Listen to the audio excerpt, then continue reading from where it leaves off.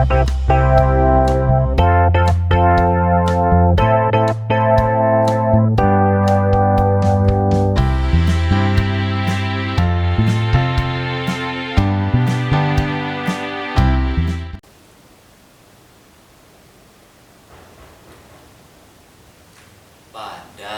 peringatan ulang tahun kemerdekaan,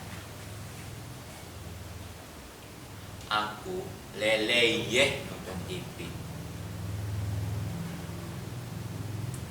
Ketika lagu sorak-sorai dikumandangkan, cucuku pelan-pelan mendekat lalu berbisik,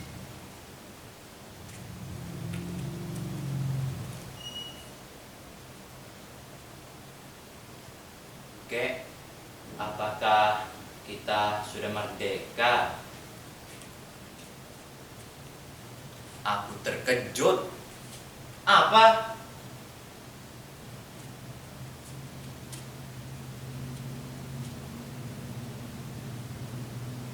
"Apakah kita sudah merdeka?" Aku mulai marah. Siapa yang menyuruhmu menanyakan itu?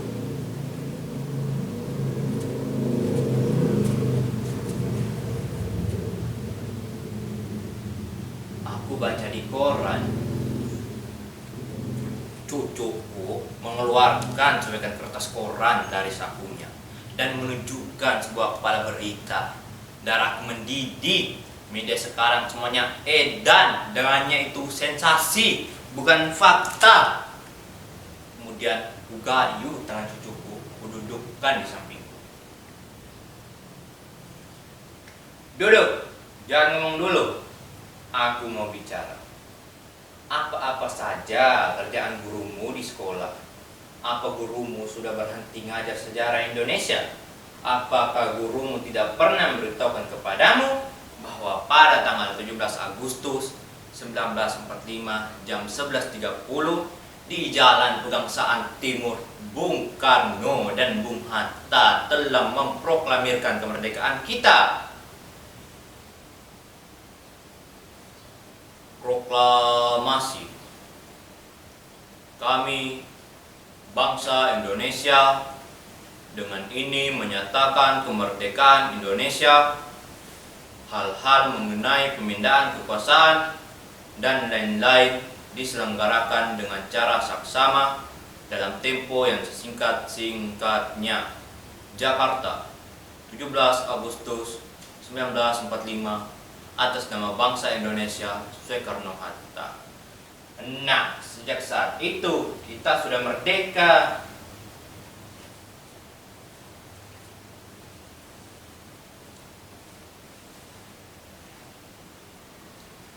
Jadi, kita sudah merdeka ya, Ken? Wow, jelas.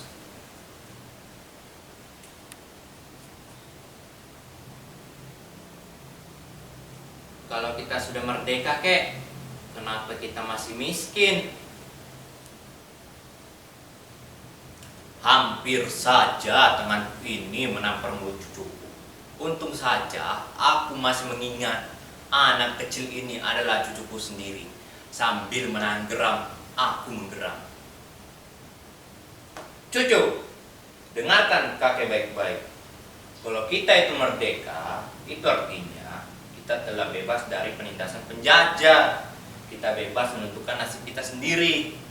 Kita bebas berbuat, kita bebas berpikir. Kita bebas menentukan nasib kita sendiri.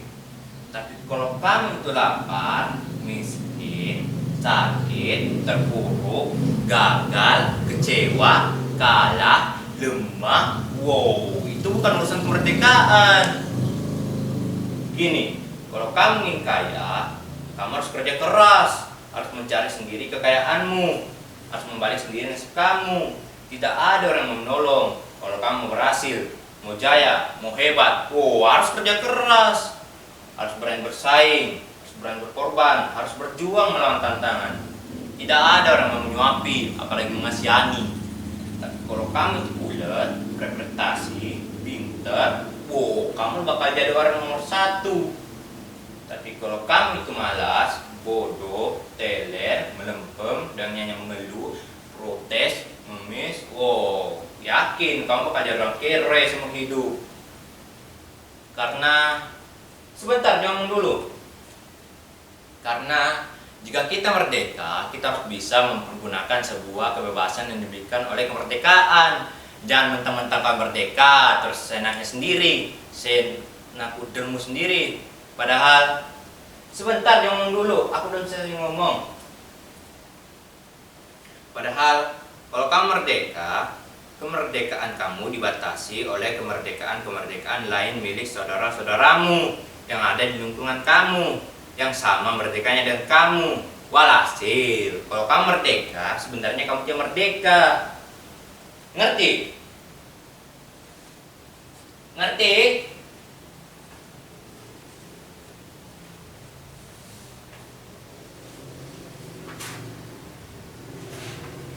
Tidak. Nah, dan kamu yang tidak, itu artinya kamu orang merdeka. Hanya orang merdeka yang berani saja kapan bilang tidak. Di layar televisi, Sang Saka dikerip, diiringi lagu Indonesia Raya. Aku jadi merinding.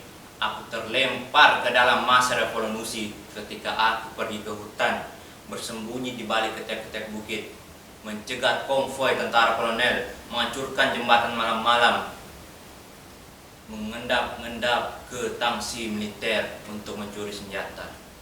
Tapi kami disergap karena adanya pengkhianatan. Kami lari dan kakiku tertembak. Kami semua jatuh ke dalam sumur tua.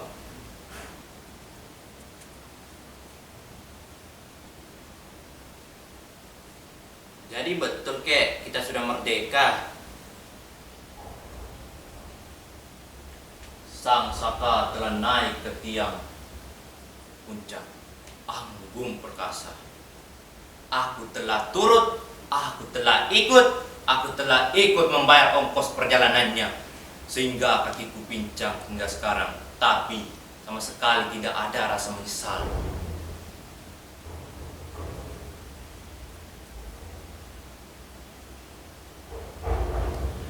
Jadi betul kek, kita sudah merdeka. Pada masa kemerdekaan, aku letakkan senjataku. Aku kembali ke sawah. Hidupku tenang sampai pada suatu saat ada yang memfitnahku, mengatakan aku adalah pengkhianat ketika kami dulu disergap. Aku diperkarakan, aku dipenjara 5 tahun. Di dalam penjara akhirnya aku sadar, orang yang memfitnahku adalah pengkhianat sesungguhnya. Ketika aku bebas, aku cari dari kota. Tapi dia sudah menjadi pejabat yang sangat dicintai oleh masyarakat. Dia tahu aku datang, dia suruh orang memberontakku. Aku sedih, aku bukan pahlawan lagi. Aku lari dan aku melarikan diri. Aku menghilang.